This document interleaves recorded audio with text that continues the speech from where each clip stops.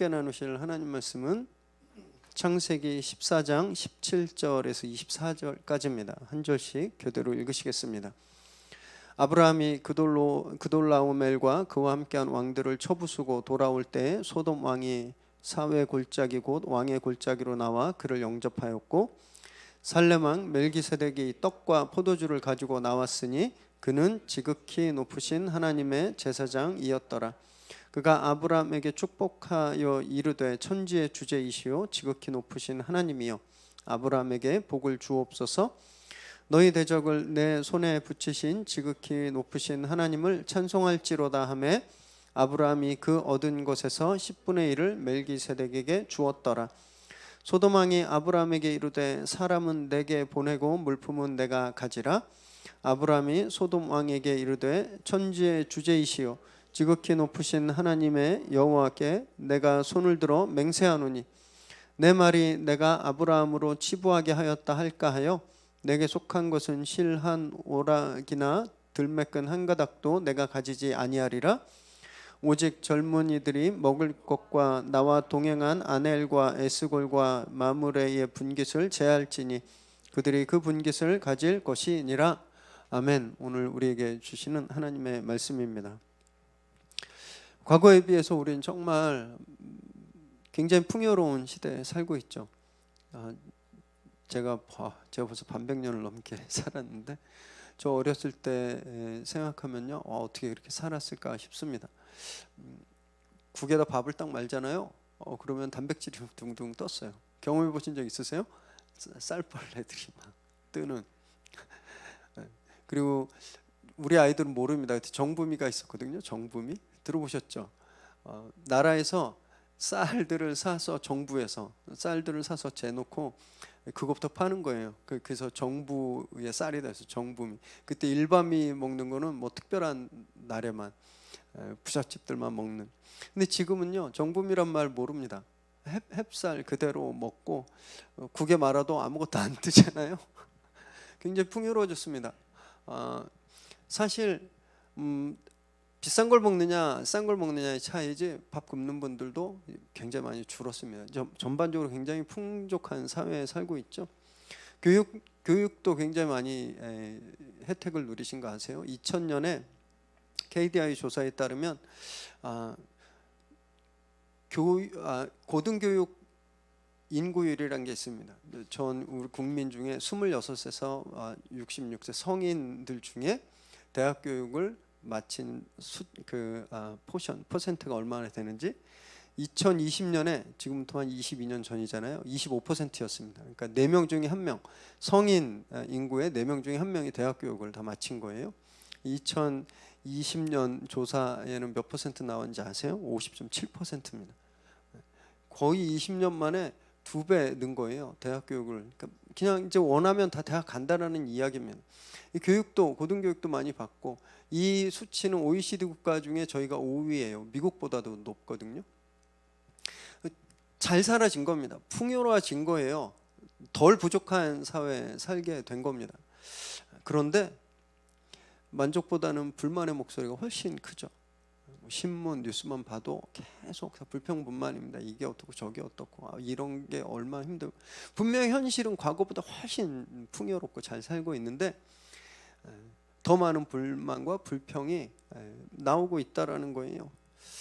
왜 그럴까요? 왜 더 부족하다고 느끼고 감사보다는 감사해야 되는데 감사보다는 불평과 불만이 더 많은 걸까? 저는 이 두 가지 이유 때문이 아닐까 그렇게 생각해 보았습니다. 먼저는 소유욕.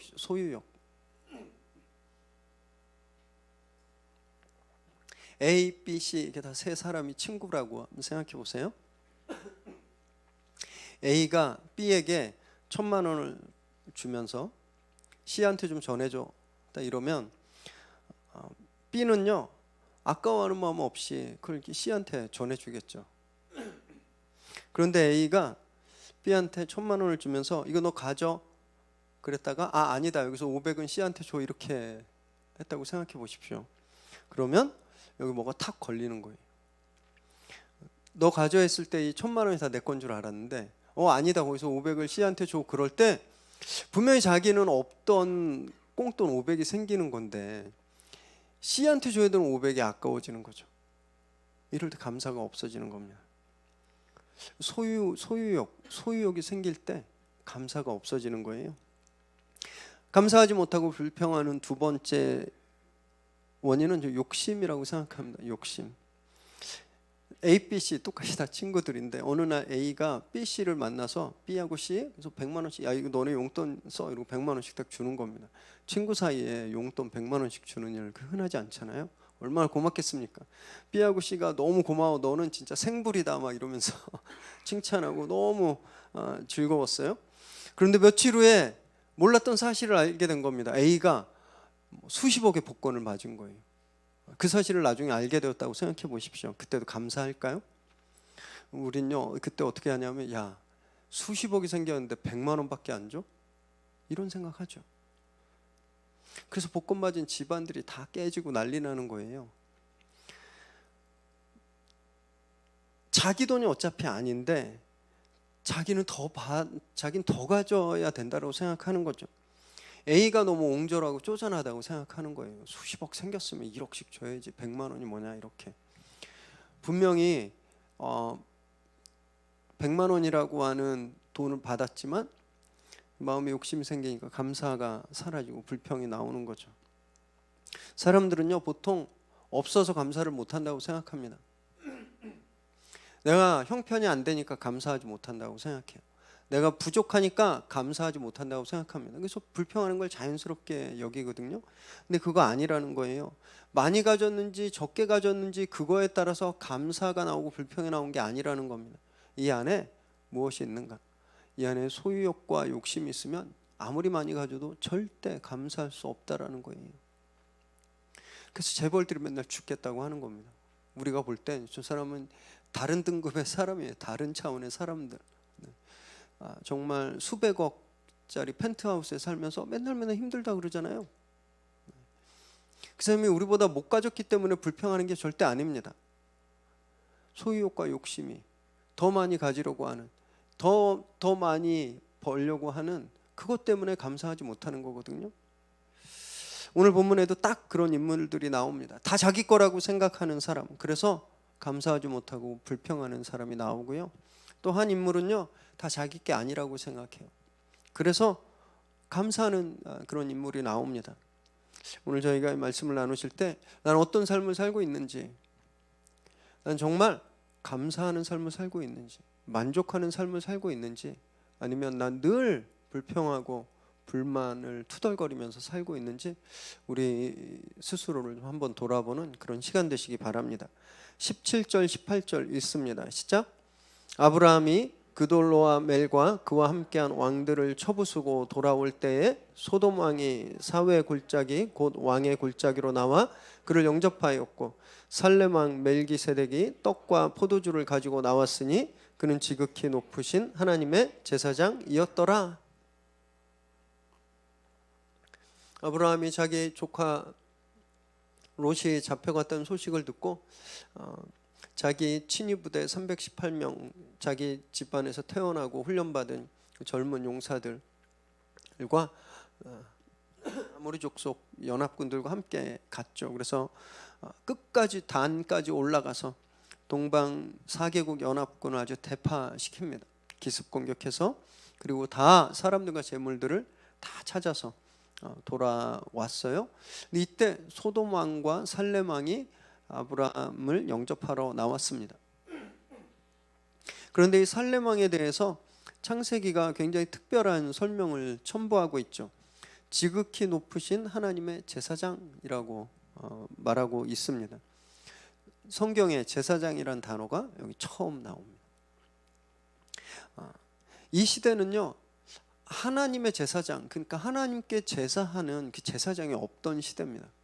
제사는 율법과 함께 시작했기 때문에, 제사장은 율법과 함께 시작했기 때문에 아직 율법이 없는 시대였죠. 제사장이 있을 수가 없는 시대잖아요. 나중에 출애굽 후에 시내산에서 율법을 받고 율법에 의해서 아론 가문에 계승되는 이 가문에 계승되는 것이 제사장이었어요. 성직이었어요. 근데 지금 아론이 태어나기도 한참 전이잖아요. 그리고 가나안 땅입니다. 게다가 이 사람 살렘 왕, 이스라엘 사람이 아니라 이방 사람이었어요. 이방 사람. 이방인이 제사장이라는 건 좀 이해하기가 어렵죠. 그래서 어떤 학자들은요, 이 멜기세덱이 하나님을 섬기는 제사장이 아니라 이방 가나안의 만신전, 가나안의 신이 되게 많았거든요. 그 가나안의 그 많은 신전에서 그 신들을 섬기던 제사장이었다, 이렇게 주장하기도 합니다. 그 근거는 이 하나님이라고 하는 단어 때문인데요. 엘이라는 단어가 쓰였는데 당시 가나안 신 중에 제일 높은 신이 엘이었습니다. 그래서 이렇게 주장하기도 하는데 성경은 그 해석을 지지하지 않습니다. 성경은 다르게 해석해요. 살렘은 예루살렘을 뜻하죠. 그리고 멜기세덱이란 이름은요, 왕이라는 말과 의라는 말이 합쳐졌습니다. 왕이 멜레크고 의가 체데크인데, 그래서 이게 합쳐져서 멜기세덱이 된 거예요. 그러니까 뜻이 뭐냐면 의의 왕입니다. 의로운 왕. 그러니까 이 멜기세덱은요, 살렘의 왕, 평화, 예루살렘이 평화란 뜻이거든요. 살렘의 왕, 그리고 의의 왕이란 뜻이에요. 평화의 왕, 의의 왕, 어디서 많이 들어본 표현 아닙니까? 예수님에게 부여되었던 칭호잖아요.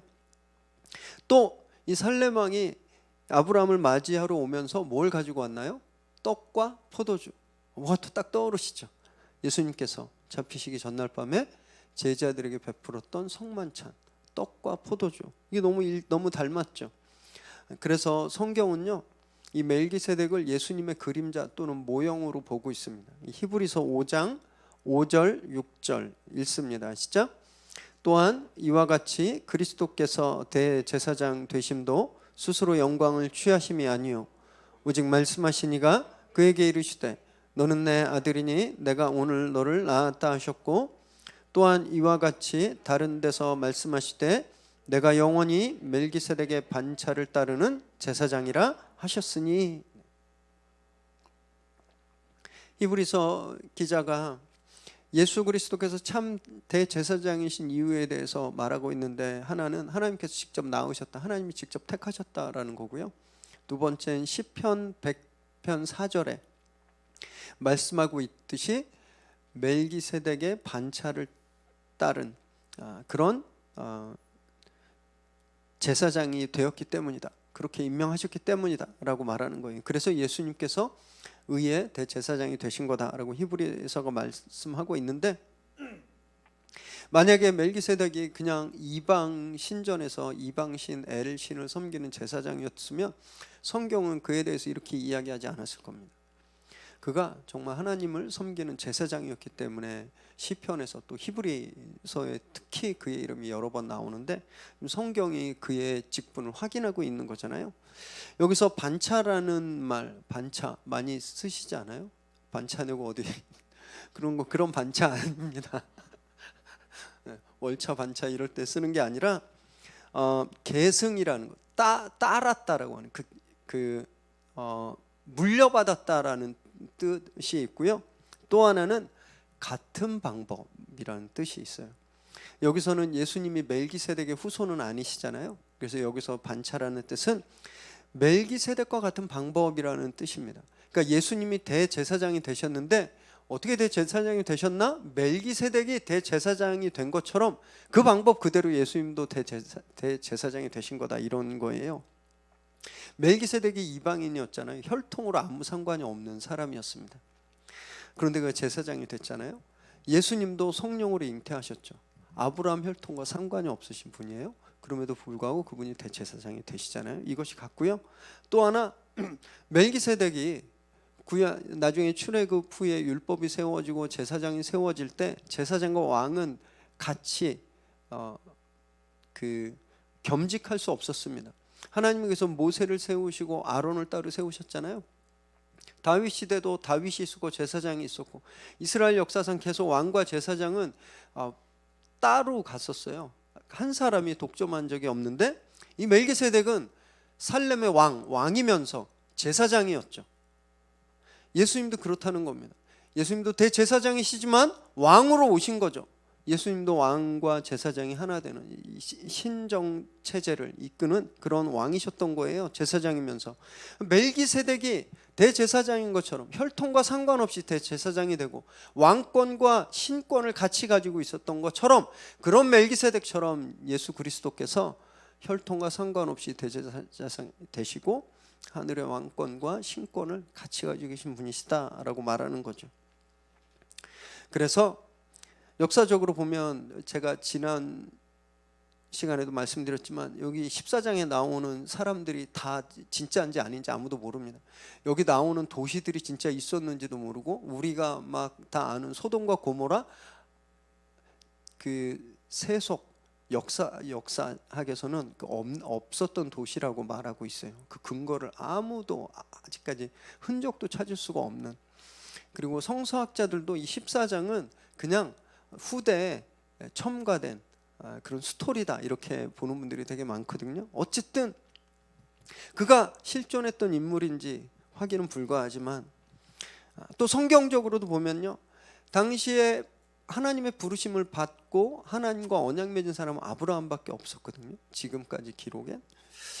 그런데 어떻게 가나안 이방인이 대제사장이 될 수 있을까? 이렇게 우리가 이해하고 해석하기도 어렵지만, 그럼에도 불구하고 성경은 그를 예수님을 이렇게 나타내는 그림자로, 모형으로 보고 있는 거죠.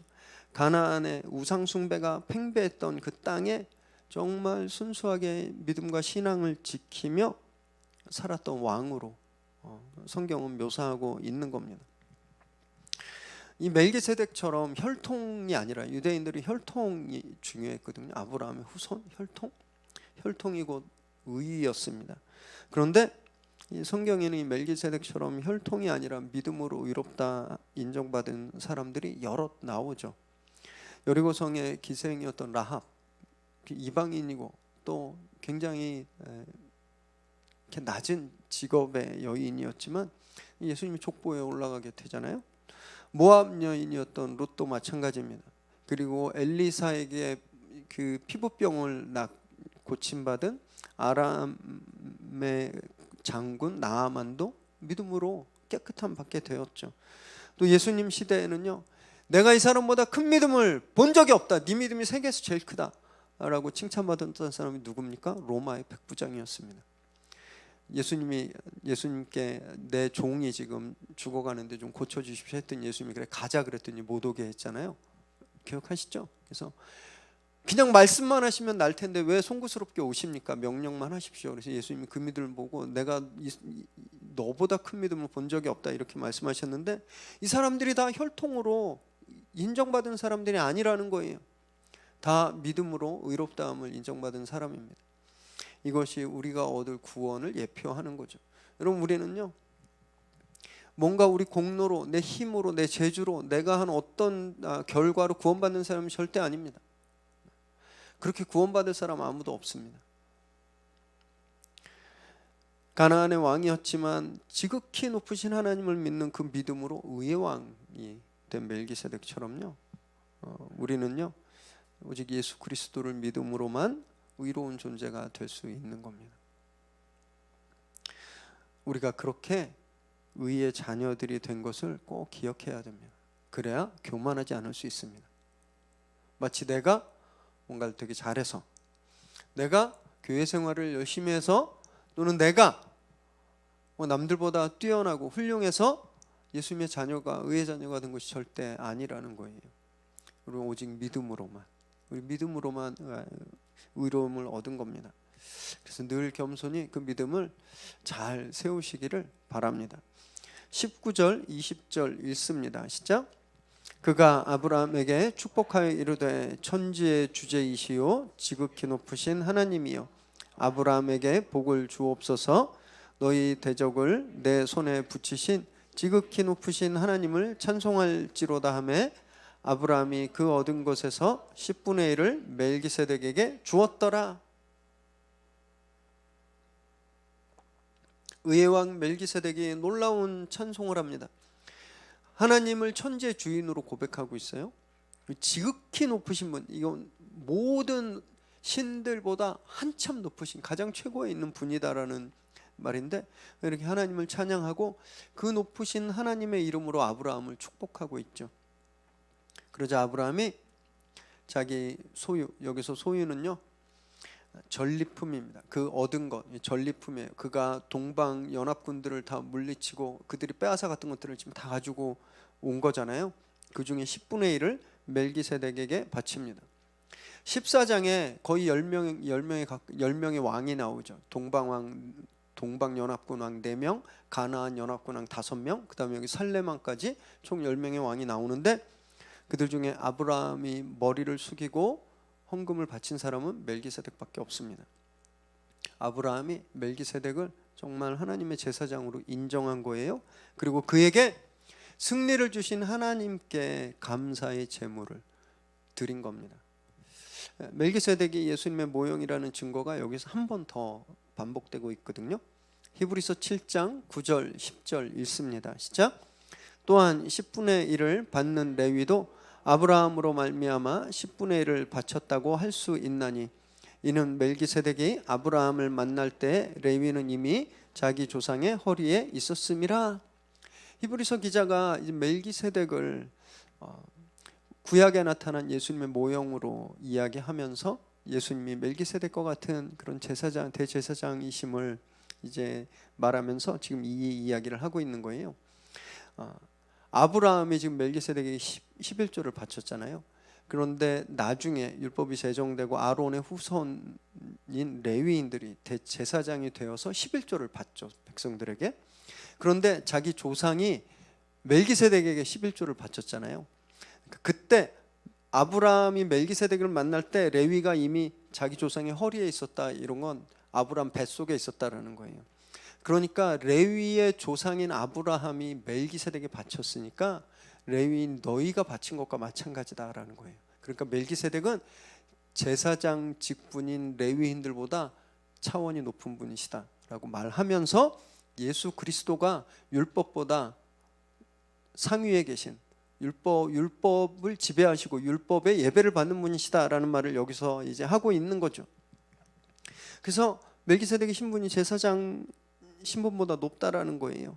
그렇기 때문에 이 멜기세덱이 예수 그리스도를 이렇게 보여주는 구약의 그런 모형이라는 말씀이죠. 여기서 저희가 또 11조의 기원을 좀 볼 수 있습니다. 교회 생활하는 것 중에 뭐가 제일 힘들어요? 뭐가 제일 부담됩니까? 이렇게 물어보면요, 정말 10명 중에 9명은 11조라고 말씀하실 거예요. 11조 굉장히 힘듭니다. 목사인 저에게 설교 뭐가 제일 힘들어요? 그러면 헌금 설교가 제일 힘들다고 저도 말하거든요. 굉장히 피하고 싶어요. 이제 피하고 싶고, 될 수 있으면 말 안 하고 싶고. 요즘 막 그러잖아요. 교회 돈만 밝혀, 목사가 돈만 밝혀, 막 돈 내라고 한다, 막 이런 얘기들 너무 많아서 그냥 마땅히 헌금에 대해서 가르쳐야 되지만 피하고 싶어요. 그래서 저 여태까지 아마 이렇게 새벽 예배 이 헌금 본문이 나오지 않는 한 한 번도 공적인 예배에서 헌금에 대해서 설교해 본 적이 없습니다. 다행히 정말 감사하게도 우리 교회 성도님들은 너무 잘하고 계세요. 모범적으로. 저는 누가 얼마 했는지 몰라요. 우리 재정부 집사님들이 그냥 한 달 전체 통계만 저한테 보고합니다. 그래서 저는 어느 분이 헌금을 얼마나 하느냐 이거 몰라요. 그래서 가끔 상처받는 분 계세요. 굉장히 특별한 일이 있어서 크게 감사 헌금했는데 제가 이제 몰라서, 저 모르니까 인사를 못 드리잖아요. 그럼 좀 상처받는 분들이 계시는데, 그래서 저희 재정부 집사님들이 그런 특별히 제가 알아야 되고 제가 기도해야 되는 그런 헌금만 저에게 말씀해 주시지, 우리 성도님들이 어떻게 헌금하는지 몰라요. 그럼에도 불구하고 한 달 저희 통계를 내보면 제가 볼 때 너무너무 잘하고 계세요. 너무너무 잘하고 계셔서 특별히 제가 헌금에 대해서 훈련을 시키고 말씀드릴 이유가 없어서 더더욱 제가 헌금에 대해서 설교를 안 했는데, 오늘은 피할 수가 없습니다. 본문에 딱 나와서 되게 고민했습니다. 그냥 넘어갈까. 본문에 나와 있기 때문에 피할 수가 없었어요. 그래서 제가 오늘 아브라함 에피소드, 이 내러티브에서 말하고 있는 11조에 관해서만 제가 오늘 말씀드리려고 합니다. 아브라함은요, 목숨을 걸었죠. 그리고 자기가 취해 왔잖아요. 그 전리품, 그것을 다 농공행상하기 전에, 그러니까 너는 뭐 이만큼 갖고, 너는 이만큼 갖고, 또 누구에게 돌려주고 이런 거 하기 전에, 나누기 전에 제일 먼저 10분의 1을 드렸죠. 이때는요, 11조법이 율법으로 제정되기 한참 전이었습니다. 법에 11조 내라는 법이 없었을 때예요. 그러니까 아브라함이 11조를 드린 건 의무감에서 드린 게 아니라는 겁니다. 의무감. 순전히 멜기세덱이 하나님의 이름으로 자기를 축복하고, 또 자기가 하나님의 도우심으로 그 강력한 군대를 패퇴시켰다는, 그 승리를 얻었다는 것에 대해서 감사하는 거예요. 그래서 그 감사로 제일 먼저, 그 결과를 나누기 전에 제일 먼저 10분의 1을 하나님께 드렸다라는 겁니다. 11조가 그런 거예요. 감사로 제일 먼저 하나님께 드리는 겁니다. 그 11조예요. 다른 말로 말하면 내가 열심히 일해서 내가 번 거예요가 아니라 하나님의 은혜로 내가 이것을 얻었다라고 하는 고백인 겁니다. 하나님이 이걸 나에게 주셨다라고 하는 고백이에요. 아브라함이 빼앗아온 전리품은요, 엄청났을 겁니다. 지도 기억하시죠? 동방연합군들이요, 가나안 동쪽으로부터 남쪽을 휘몰아쳐서 중심부를 약탈해서 올라갔거든요. 다 가져갔을 거예요. 모든 귀금속이랑 다 가나안을 그냥 싹싹 털어갔을 겁니다. 그걸 다 찾아왔으니 어땠겠습니까? 그냥 겨우 뭐 몇 수레 정도가 아니었을 거예요. 그거 가지고는 어마어마했을 겁니다. 10분의 1도 어마어마한 양이었을 거예요. 하나도 아까워하지 않는 거죠. 자기 게 아니라는 걸 알았어요. 이거 자기 힘으로 번 게 아닌 걸 알았던 거예요. 아까워하는 마음이 없는 거죠. 또 11조는요, 축복받기 위해서 내는 헌금이 절대 아닙니다. 여러분, 복 받으려고 내는 건 헌금이라고 안 하고 복채라고 해요. 복채. 법사나 무당한테 가서 복채 주잖아요. 왜냐하면 이거 줘야 복 받으니까. 그죠? 무당이나 법사한테 가면서 은혜에 감사합니다 이런 사람 한 명도 없습니다. 은혜에 감사하러 가는 게 아니에요. 앞으로 복 달라고 가는 겁니다. 그걸 복채라 그래요. 하나님께서 나에게 축복해 주시라고 헌금 내는 건 11조가 아닙니다. 복채하고 똑같은 거예요. 아브라함이 헌금하고 전쟁에서 승리했나요? 아브라함이 하나님께 11조 하니까 하나님이 아브라함에 승리 주셨어요? 아닙니다. 하나님이 먼저 주셨어요. 하나님이 축복을 먼저 주셨습니다. 하나님 승리를 먼저 주셨어요. 하나님은요, 뭘 받고 주시는 분 절대 아니세요. 먼저 주시는 분이시거든요. 아브라함이 그 은혜를 경험하니까 하나님께 대한 감사를 참을 수가 없었던 거죠. 그래서 최소한으로 드린 거예요. 10분의 1을. 하나님이 다 주셨는데 그냥 10분의 1만 하나님께 드린 겁니다.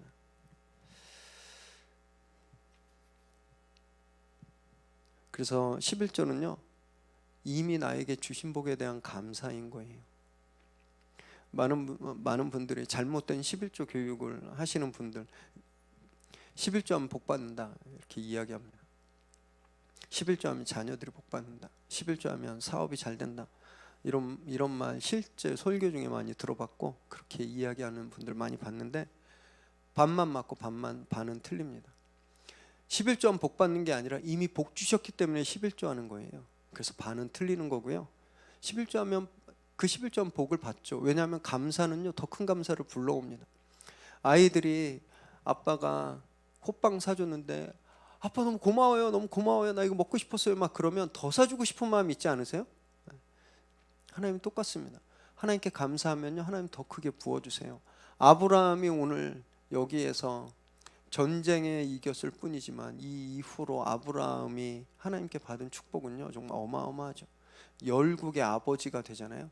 단지 가나안 땅의 그 재산 조금 가지고 있는 사람이 아니라 모든 믿음의 백성들의 아버지가 되는 축복을 얻잖아요. 이 감사 때문입니다. 아브라함 하나님께 감사로 바치는 것 아끼지 않았어요. 그래서 그가 복을 받았습니다. 그래서 11조를 하면 축복받는다? 반은 맞는 거죠. 감사하면 더 큰 감사가 오기 때문에. 그래서 11조의 가장 중요한 것은요, 감사라는 거예요. 감사. 축복이 아니라 감사라는 겁니다. 감사를 모르고 드리는 헌금은 그래서 감사를 가져올 수가 없는 거예요. 저는 우리 성도님들이 헌금하실 때 거기에 물질보다 감사가 더 담기게 되길 바랍니다. 하나님이 나를 어떻게 돌보셨는지, 하나님이 나를 어떻게 살게 하셨는지 그 감사가 거기에 담겨야 되는 거예요. 그러지 않고 내는 헌금은요, 감사를 불러오지 않는 겁니다. 늘 감사하시고 하나님이 나에게 주신 것에 대해서 감사하시고 하나님께 그 감사를 표현하시고, 그래서 은혜와 감사의 선순환들이 저와 여러분의 삶 속에서 계속되어지기를 주님의 이름으로 축원합니다. 21절 읽습니다. 시작. 소돔 왕이 아브라함에게 이르되 사람은 내게 보내고 물품은 내가 가지라. 적반하장이라는 말이 있잖아요. 소돔 왕이 딱 지금 그 모습을 보여줍니다. 살렘 왕은 정말 겸손히 나왔습니다. 떡과 포도주까지 가지고 오고 하나님의 이름으로 축복했잖아요. 아브라함을 선대했습니다. 멜기세덱은. 소돔 왕은요, 굉장히 시큰둥하죠. 네가 가지라. 여기 보면 어떻게 보면 선심 쓰는 것 같아요. 내 백성은 나한테 주고 그 재물은 네가 다 가져. 이렇게 선심 쓰는 것 같지만 원어로 네가 가지란 말은요, 굉장히 불쾌한 명령조입니다. 너 이거 그냥 너나 가져, 이런 뜻이에요. 굉장히 고압적인 자세로 아브라함을 대하는 거죠. 고맙단 말 한마디 없습니다. 고개를 숙였단 말도 없어요. 소돔에서 잡혀간 사람들이 왔고, 그리고 잃어버렸던 재산도 가지고 왔으면, 그리고 자기는 전쟁할 때 그 아스팔트 구덩이에 숨어서 겨우 목숨만 건진 사람인데, 아브라함에게 무릎을 꿇고 절을 해도 시원치 않은데 아브라함에게 재물은 너나 갖고 사람은 나한테 줘, 이렇게 퉁명스럽게 대하고 있는 거죠. 왜 그랬을까 생각해 봤습니다. 왜 그랬을까? 아브라함이 멜기세덱에게 바친 11조 때문이 아닐까? 그런 생각이 들었어요. 저거 다 내 건데 왜 지 맘대로 멜기세덱한테 10분의 1을 줘? 특히 멜기세덱은 전쟁할 때 참여하지도 않았잖아요. 전쟁에 참여하지도 않은, 피해도 하나도 안 입은 멜기세덱한테 왜 내 걸 10분의 1이나 줘? 라는 마음이 그에게 있었을 거예요. 다 내 건데 왜 줘? 이런 마음이 있었을 겁니다. 그러니까 감사가 없는 거예요. 다 내 거라고 생각하는 사람 감사 없습니다. 자녀들 중에요, 잘 보면 부모님한테 감사하지 않는 아이들이 있거든요. 이 아이들의 특징은 다 자기 거라고 생각해요. 다 당연한 거라고 생각해요. 엄마 아빠가 어렸을 때부터 먹여주고 입혀주고 키워주고 학교 보내주고 이걸 그냥 다 당연한 거라고 생각해요. 그냥 다 자기 거라고 생각해요. 지금 누리고 있는 이런 집, 지금 누리고 있는 이런 안정된 생활, 이거 그냥 다 자기 거라고 생각하는 거예요. 그러니까 감사하지 못합니다. 그래서 부모님한테 뭐 선물하는 법도 없고, 그러니까 안 감사하니까 굉장히 인색하고 옹졸하게 대하거든요. 이게 다 자기 거라고 생각하는 사람은 그래요.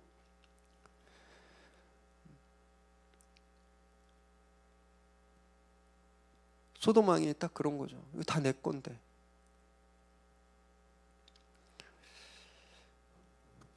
사실은요, 이거 다 자기 거 아닙니다. 이거 다 아브라함 거예요.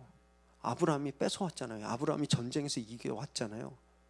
자기가 동방 왕들한테 빼앗겼을 때 이미 소유권은 끝났습니다.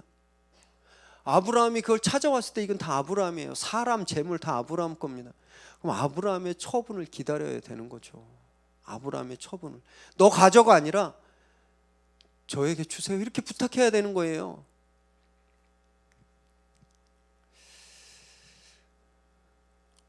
이 사람은 아브라함이 재물을 어떻게 쓰든지 간에 상관할 자격이 없는 사람입니다. 그런데 이게 다 내 거라고 생각하니까 막 퉁명스럽게 대하고 자기 마음대로 너는 이거 가져, 난 이거 가질게 이렇게 이야기하는 거죠. 여러분 지금도요 이 소도만 같은 분들 되게 많습니다. 이게 진짜 말씀드리기 되게 불편한데 사실이 그래요. 내가 교회 가서 헌금을 내든 아무 상관없는 사람이 교회에 헌금한다고 막 뭐라 그러는 일 되게 많죠. 소셜 네트워크나 또는 신문 댓글 이런 데 보면 교회에서 교회에 헌금하는 거 가지고 막 별 입에 담지도 못할 얘기를 막 써놓는 사람들이 있습니다. 그 사람들 100% 헌금 안 하는 사람들이, 교회 다니지도 않는 사람들입니다. 왜 내가 헌금하는 걸 왜 그렇게 비난할까? 그럴 이유가 없잖아요. 소돔왕과 똑같은 거죠. 이거 소돔왕 거 아니거든요. 아브라함이 이걸 어떻게 쓰든지 간에 헌금을 10분의 1을 하든 10분의 10을 하든 이거 다 아브라함 마음입니다. 근데 소돔왕이 지금 그거에 대해 불편해서 아브라함에게 감정 표현하고 있잖아요. 그런 사람들인 거예요. 아니 내가 교회에 헌금을 얼마나 하든지 왜 상관을 해요? 왜 자기들이 거기에 막 열을 내서 막 흥분하고 그러나요? 소돔왕 같죠. 물론 교회는요 재정 관리를 굉장히 잘해야 됩니다. 그렇게 욕먹는 이유가 또 있긴 있잖아요. 교회에서 비자금 몇백억에 막 땅, 건물에 이런 부동산, 동산 할 거 없이 이런 거로 대한 이 돈 스캔들들이 계속해서 일어나고, 얼마 전에는 인천의 어떤 교회가 은퇴를 막 앞둔 목사님인데 교회 건물과 땅, 부속 건물 소유권을 다 자기한테로 옮겼어요. 그래서 난리가 났거든요. 이런 게 막 터지니까 사람들이 거기다 대고 막 비난하는 거죠. 그거는 알겠지만 잘못된 것에 대해서 이야기해야죠. 교회가 재정을 민주적으로 사용하지 못하고 투명하게 사용하지 못하고 소수가 독점하고 소수 마음대로 쓰는 그런 시스템에 대해서 비난을 해야죠. 그렇게 하면 안 된다고. 그건 잘못된 거라고 이야기해야 되잖아요. 그래야 되는데 왜 헌금 자체에 대해서 비난하고 헌금에 대해서 저주하는지, 그건 잘못된 겁니다. 그건 소돔왕 같은 태도예요. 소득의 10분의 1을 드리는 거 진짜 쉽지 않죠. 우리 성도님들 다 그런 고민하셨을 겁니다. 저도 고민했는데요. 미국 생활할 때 진짜 일주일에 3잡 막 이렇게 해가면서 정말 겨우겨우 공부도 하고 애들도 키워가면서 살 때 11조 원을 챌린지였습니다. 이거를 드리면 딱 그만큼 빵꾸 나는 그런 상황이었어요. 저도 그런 도전, 그런 부담감이 있기 때문에 성도님들이 이 얼마나 힘들까 이해가 됩니다. 어떤 분들은요 그런 도전을 받아들일 준비가 되어 있어요. 빵꾸 나지만 이건 내게 아니야 라고 드리는 분들 계십니다. 저도 그런 사람 중에 한 명이었어요. 그런 분들은요, 그런 분들 말고 이게 진짜 너무너무 힘들어서 결단하지 못한, 그러면 좀 기다리세요. 기다리시면 돼요. 그 도전을 맞닥뜨릴 때까지 기도하면서 좀 기다리고, 죄책감에 움츠러들 필요도 없습니다. 하나님은 우리가 11조 안 낸다고 하나님 계좌에 빵꾸 나는 일 절대 없거든요. 그냥 내 믿음이 강해져서 진짜 하나님의 것을 하나님께 드려도 내 안에 감사가 있을 때까지, 내 믿음의 분량이 성장할 때까지 시간이 걸리는 거예요. 그럼 기다리시면 되는 거예요. 그런 분들을 보면서 저분은 믿음이 없다, 저분은 구원 못 받는다 이렇게 얘기하면 절대 안 됩니다. 옛날에 11조 안 하면 구원 못 받는다고 막 얘기했었어요. 이거 진짜 나쁜 설교입니다.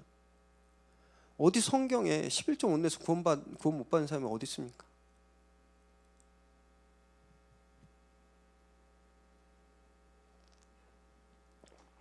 그거하고 똑같이 내 거가 아니라 다른 사람이 자기 거 가지고 교회 헌금하는 거 갖고도 뭐라 그러면 안 되는 거예요.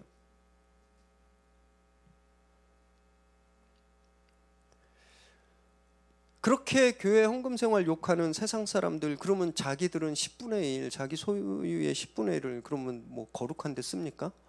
술 먹고 담배 피고 유흥하고 놀러 가는 데 쓰잖아요. 하룻밤에 수십만 원 술집에서 쓰던데, 여러분 그렇게 술값으로 날리는 돈보다 교회에 바친 11조로 사역자들이 사례비 받고 선한 사역을 하고 가난한 나라 선교하고 이웃들 긍휼 사역하는 게 훨씬 거룩한 지출 아닙니까? 그냥 사회적으로 봐도 돈의 가치가 다른 거잖아요. 쓰임새의 질이 다른 겁니다. 술값하고 비교할 수가 없는 거룩한 지출인데 자기들 안 하고 못 한다고 하는 사람에 대해서 그 헌금을 부정하고 비난하면 안 되는 거죠. 제일 좋은 건요, 그냥 다른 사람의 헌금 생활에 신경 쓰지 않는 겁니다. 그냥 나만 생각하면 되는 거예요. 그냥 내 믿음의 분량만 생각하면 되는 겁니다. 그래서 하나님의 은혜에 감사하고 또 그 하나님의 은혜를 누리며 하나님께 드리는 헌금, 그냥 나하고 하나님 사이만 신경 쓰면 되는 거예요. 저 교회가 어떻고 저 사람이 어떻고 저 사람은 헌금을 어떻게 하고 이런 거 전혀 신경 쓸 필요가 없는 겁니다. 저는 앞으로도 우리 미래 새로운 교회가 건강한 헌금 생활을 하는 교회가 됐으면 좋겠습니다. 서로 비교하지도 말고 또 불편해하지도 말고 그냥 딱 자기 믿음의 분량만큼 감사하며 헌금 생활을 하게 되시기를 정말 바랍니다. 22절 23절 읽습니다. 시작. 아브라함이 소돔 왕에게 이르되 천지의 주제이시여 지극히 높으신 하나님 여호와께 내가 손을 들어 맹세하노니 내 말이 내가 아브라함으로 치부하게 하였다 할까 하여 내게 속한 것은 실 한 오락이나 들매끈 한 가닥도 내가 가지지 아니하리라. 소돔 왕이 재물은 너 다 가져 그랬는데 아브라함이 이걸 정색하고 정면으로 거절하는 거예요. 나중에 너 때문에 내가 부자 됐다는 그런 소리 듣고 싶지 않다. 그래서 내가 하나님 앞에 손 들고 맹세하는데 네가 주는 건 하나도 안 갖겠다 라고 말하는 겁니다. 다시 말씀드리지만 어마어마한 재물입니다. 어마어마한 재물. 최소한 소돔성에서 가져간 건 다 있었을 거거든요. 아브라함이 그걸 거절하는 거예요. 소돔 왕이 준 재물 때문에 자기가 성공했다, 자기가 축복받았다고 평가받고 싶지 않다라는 겁니다. 왜 그런지 아세요? 욕심이 없어서가 아니에요. 아브라함도 우리와 성정이 똑같은 사람이거든요. 눈앞에 산더미처럼 쌓인 금은 보아 보고 마음이 동했을 겁니다. 그거 안 갖고 싶어하는 사람이 어디 있겠습니까? 하나님의 약속을 믿었기 때문에 그래요. 자기는 이런 재물로 복받는 사람이 아니라는 걸 분명히 알았습니다. 하나님께서 내가 너를 복의 근원 되게 하겠다 말씀하셨잖아요. 너로 인해서 열방이 복되게 하겠다고 말씀하셨잖아요. 자기는 소돔 왕이 주는 이깟 재물로 축복받는 사람이 아니라는 거예요. 그 약속이 지금 이루어졌죠. 그걸 지금 아브라함이 경험했잖아요. 아브라함 때문에 가나안에서 잡혀간 사람들이 지금 다 풀려났죠. 아브라함 때문에 그 지역이 복받은 거잖아요. 가나안이. 말씀을 분명히 알았던 겁니다. 이런 삶이구나. 나는 주는 사람이지 받는 사람이 아니구나. 분명히 알았던 거예요. 그래서 소돔 왕이 가절하는데 안 갖겠다 그런 겁니다. 하나님이 주신 축복 때문에 내가 잘 되는 거지, 행여 소돔 왕 네가 준 것 때문에 아브라함이 저렇게 잘 살게 됐다 이런 얘기 듣기 싫다고, 그거 아닌데 하나님의 영광을 가리고 싶지 않다라고 말하는 거예요. 여러분, 이 고백이 저와 여러분의 고백 되시기 바랍니다. 우리는요 세상에 복을 주는 사람입니다. 우리가 세상에 복을 끼치는 사람이어야 돼요. 우리가 세상에 복을 나눠받는 사람이 절대 아닙니다. 세상에 기웃거리지 마세요.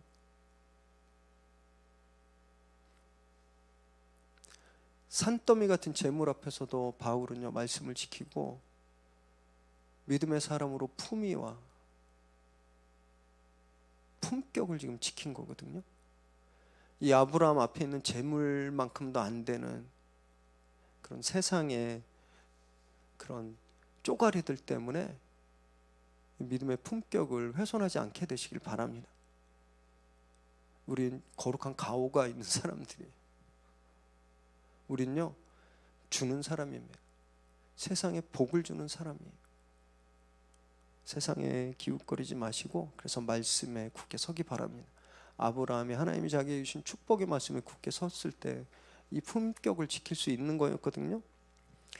우리를 축복하신다고 하신 말씀, 우리로 하여금 열방을 복되게 하시겠다고 하는 그 말씀에 굳게 서시기 바랍니다. 그래서 그 말씀을 검증하십시오. 그렇게 하나님 주신 은혜를 늘 누리시게 되시길 바랍니다. 24절 있습니다. 시작. 오직 젊은이들이 먹은 것과 나와 동행한 아넬과 에스골과 마므레의 분깃을 제할지니 그들이 그 분깃을 가질 것이니라. 아브라함 자기 권리를 당당하게 포기했죠. 그렇다고 그가 이상주의자는 아니었습니다. 꿈만 먹고 사는 사람 아니었어요. 자기를 위해 전쟁에 나갔던 젊은이들, 자기 친위부대 318명이 먹었던 전투 비용, 그리고 아모리 족속인 아넬, 에스골, 마므레의 동맹군의 권리를 지금 챙겨줬죠. 보장했죠. 자기는 하나님께 대한 믿음으로 재물을 포기했지만 남들한테까지 그거 강요하지 않았습니다. 너네도 11조 해, 너네도 갖지 마, 이렇게 안 했어요. 간혹 가다 보면요 믿음 생활을 오래 하시는 분들 중에 남한테도 그걸 강요하는 분들이 있어요. 자기 금식 기도한다고 남들도 다 하라고 막 안 하면 믿음이 없는 것처럼 막 하고, 바람직하지 않습니다. 다 나처럼 어떤 성숙한 경지에 올라오는 거 아니에요. 누구나 다 똑같이 다 믿음의 어떤 그런 분량이 또 헌신의 그 헌신의 정도가 다 높은 거 절대 아닙니다. 어떤 분은 더 앞에 서고 또 어떤 분은 뒤에 있는 거예요.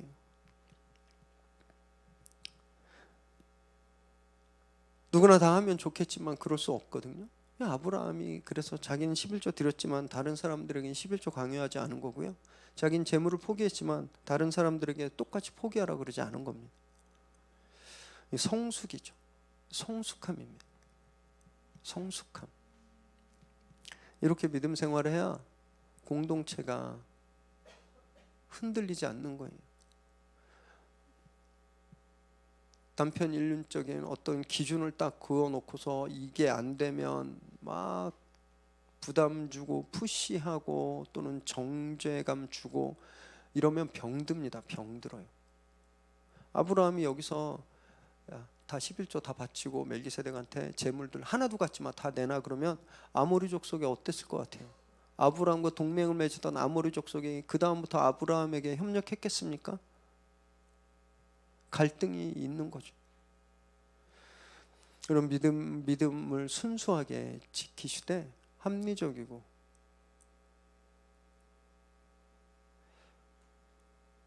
현실적이게 되시길 바랍니다. 꿈만 먹고 이상만 먹고 사는 믿음 생활은 없습니다. 저는 우리 성도님들이 오늘 아브라함이 보여준 이런 성숙한 믿음의 이 품격을 저희가 좀 다 소유하게 되길 바랍니다. 자기 자신의 믿음 생활, 자기 자신의 그런 신앙 생활, 헌금 생활, 헌신 생활은 하나님 앞에 절대 타협하지 않고 그 누구보다 열심히 하지만 아직 그렇게 하고 있지 못하는 그런 지체들을 배려하고 격려하고 기다려주고 칭찬하는 그런 믿음의 성숙을 우리가 다 보여주길 바랍니다. 그래서 정말 이 공동체가 정말 날마다 하나님 안에서 바르게 자라고 이 세상에 선한 영향력을 끼치는, 오늘 이 일로 인해서 아브라함의 영향력은 가나안에 절대적이게 되어버리거든요. 그렇게 위례새로운 게 영향력이 이 위례 절대적이 되기를 정말 주님의 이름으로 축원합니다.